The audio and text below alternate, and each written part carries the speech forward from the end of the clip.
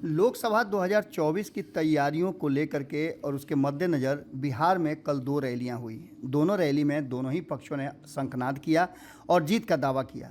जहां एक तरफ महागठबंधन ने 40 सीटों पर जीत का दावा किया, वहीं क्लीन स्वीप करने की बात अमित शाह ने भी कह के कहीं ना कहीं आने वाले जो चुनाव हैं उसके लिए अपनी रणभेरी फूंक दी।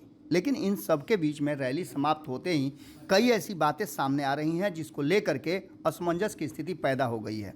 हालांकि आपको याद होगा कि भारत लाइव पहले से ये बातें कहता आ रहा है कि आसान नहीं होगा महागठबंधन को एकजुट में रखना और समेट करके रखना, क्योंकि महागठबंधन में सबसे पहले जब शुरुआत होगी तो सीट शेयरिंग के फॉर्मूले को लेकर के आपसी विवाद होना शुरू हो जाएगा। जैसे ही रैली ख़त्म हुई उसके बाद से आप अलग अलग नेताओं से, अलग अलग घटक दल से बात करेंगे तो आपको सब साफ नज़र आ जाएगा कि उनके बीच में और उनकी मंशा क्या है। आपको बता दें कि लोकसभा चुनाव में अभी थोड़ी देर जरूर है, लेकिन सीटों को लेकर के, अपनी तैयारियों को लेकर के सभी दल अपने अपने क्षेत्र में घूमना शुरू कर चुके हैं। जहां एक तरफ आपको बता दें कि लोकसभा चुनाव के समय सीटों का बंटवारा महागठबंधन के घटक दलों के बीच में काफ़ी चुनौतीपूर्ण होना है, वहीं जनता दल यूनाइटेड के 16 सांसद हैं और 16 सांसद चाहेंगे कि उन्हें अपनी सीट मिले। हालांकि एक उदाहरण सामने है कि 2019 में भारतीय जनता पार्टी ने अपने जीते हुए सीट भी छोड़ करके अपने साथी को यानी जदयू को दे दिया था। 17-17-6 का फॉर्मूला तय हुआ था और ये एक बड़ी राजनीतिक घटना के रूप में देखा जा सकता है। तो क्या महागठबंधन में भी इस तरह का सेक्रीफाइस लोग करेंगे? हालांकि कांग्रेस ने कहा है कि वो हर तरह की कुर्बानी देने के लिए तैयार है, लेकिन क्या सीटों को छोड़ करके वो कुर्बानी देगी? आने वाले 2024 के चुनाव को लेकर के कई दल अपने अपने हिसाब से अपनी सीटें चिन्हित करने लगे हैं और उस पर काम भी शुरू हो चुका है।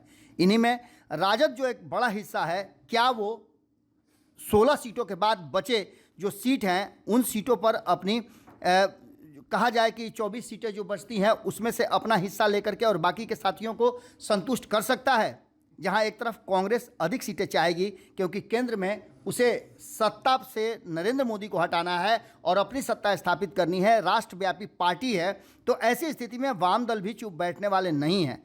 तो बात करें अगर हिंदुस्तानी आवाम की, तो हिंदुस्तानी आवाम पार्टी भी एक सीट से संतुष्ट होने वाली नहीं है। ऐसी स्थिति में एक बड़ा विवाद होता हुआ नजर आ रहा है और जैसे ही रैली खत्म हुई उसके बाद से सीटों के तालमेल को लेकर के चर्चाएं शुरू हो गई। हालांकि जीतन राम मांझी तो पहले से ही कोऑर्डिनेशन कमेटी की बात करते रहे हैं, लेकिन अब मामला सीट को लेकर के फंसने वाला है। राजद और कांग्रेस के लिए सिर्फ 20 सीटें बचती है। अगर सबको समझा लिया जाए, यानी एक एक सीट दे करके चारों को संतुष्ट कर लिया जाए, 3 वाम दलों को और एक जीतन राम मांझी को, जो कि असंभव लग रहा है, ये होना संभव नहीं लग रहा है, तो 20 सीटों में बची हुई सीट पर कौन कितने सीट पर लड़ेगा, ये एक बड़ा सवाल खड़ा हो गया है।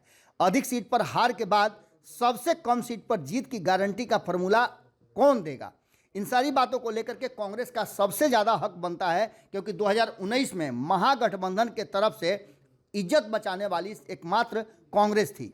सीट बंटवारे का फॉर्मूला महागठबंधन के लिए एक बड़ा विवाद पैदा करने वाला है और इसकी शुरुआत रैली समाप्त होते ही शुरू हो चुकी है। ऐसे में जदयू और राजद को 16-16 सीटें मिलती अगर हैं तो बाकी के 8 में से 5 दल समायोजित किए जाएंगे, ये संभव नहीं लगता है।